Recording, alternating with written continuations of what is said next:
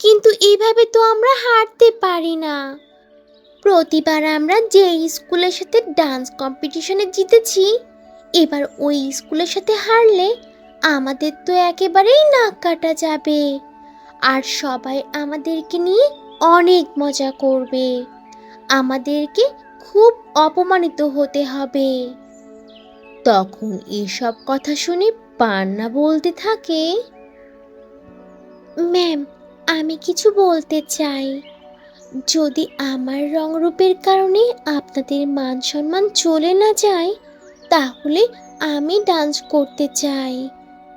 আমি অনেক ভালো ডান্স জানি, আর আমি খুব ভালোভাবেই ডান্স করতে পারি। আর আমার সম্পূর্ণ কনফিডেন্স আছে যে আমি এই ডান্স কম্পিটিশনে জিতবই, স্কুলের জন্য ফার্স্ট প্রাইজটাই নিয়ে আসব। ম্যাম, যদি আপনি অনুমতি দেন, তাহলে আমি এই কম্পিটিশনে ডান্স করতে চাই। পান্নার এসব কথা শুনে ম্যাম তখন তার ভুল বুঝতে পারে, আর সে তখন বলে, পান্না, আমাকে তুমি ক্ষমা করে দাও।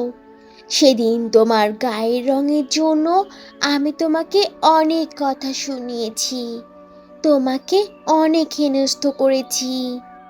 আর আমারই তো কর্তব্য ছিল যে যারা তোমাকে নিয়ে মজা করে তাদেরকে বোঝানো, আর তাদেরকে শেখানো উচিত ছিল মানুষের আসল সৌন্দর্য মানুষের মনে হয়, রূপে নয়। মা, সত্যিই তুমি অনেক ভালো মনের। তুমি অতীতের সব কিছু ভুলে গিয়ে আমাদের স্কুলের হয়ে এখনো পর্যন্ত ডান্স করতে চাইছো।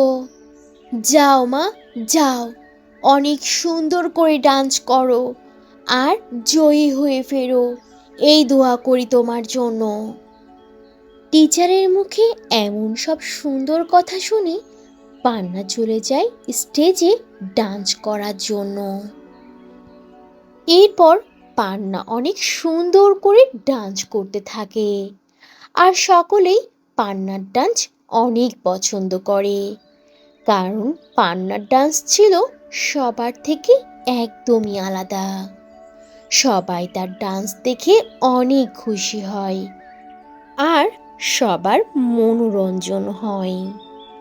শেষমেশ পান্না সেই ডান্স কম্পিটিশনে জিতে যায়। তো বন্ধুরা, এই ছিল আজকের গল্প। গল্পটি থেকে কী শিক্ষা পেলে তা অবশ্যই কমেন্ট করে জানাবে, আর ভালো লেগে থাকলে একটা লাইক করে দেবে।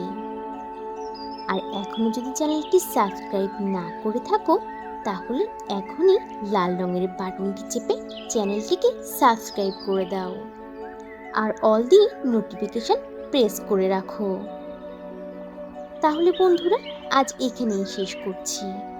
আবার দেখা হবে নতুন কোনো ভিডিওতে, নতুন কোনো গল্প নিয়ে। সে পর্যন্ত তোমরা সবাই ভালো থাকবে আর নিজেদের প্রতি খেয়াল রাখবে। আল্লাহ হাফিজ।